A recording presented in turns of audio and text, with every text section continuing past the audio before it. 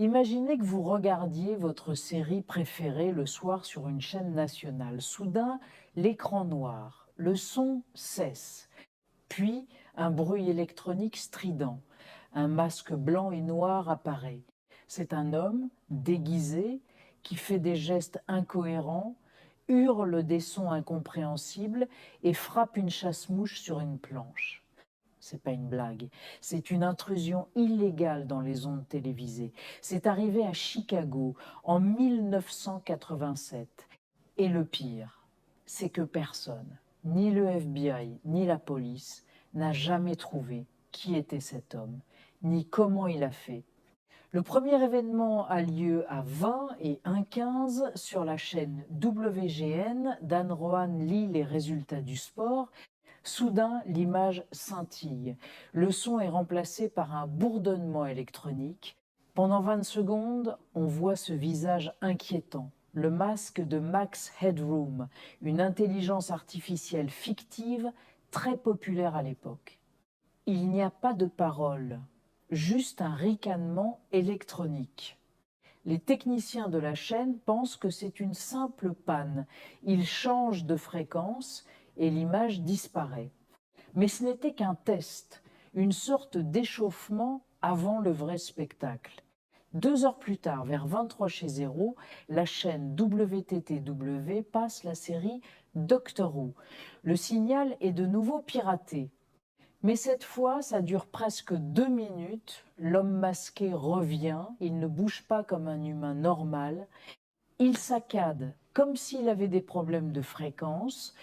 Il lâche des phrases décousues. Je ferai une merde pour vous. Oh les chiffres. Les vaches ne seraient pas élevées pour la viande.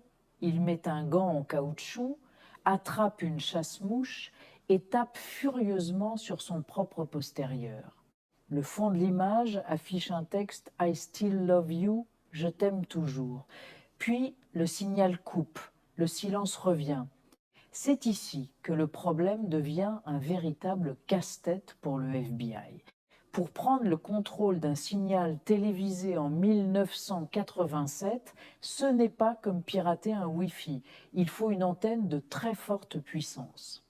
Un émetteur qui coûte des millions de dollars, il faut une tour immense ou un camion technique géant. Or, l'intrusion a duré des minutes sans qu'il ne soit repéré par les radars. On a cherché des camions suspects autour de toutes les tours de transmission de Chicago. Rien.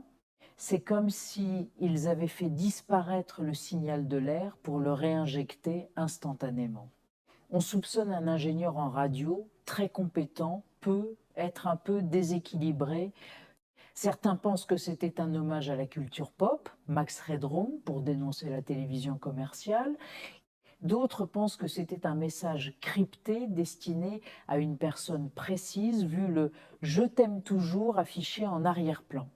Mais après cette nuit de 1987, l'homme au masque n'a plus jamais été revu. Il s'est évanoui dans la nature. Ce soir-là, ce pirate a prouvé qu'il pouvait contrôler ce que des milliers de personnes voyaient sur leur écran.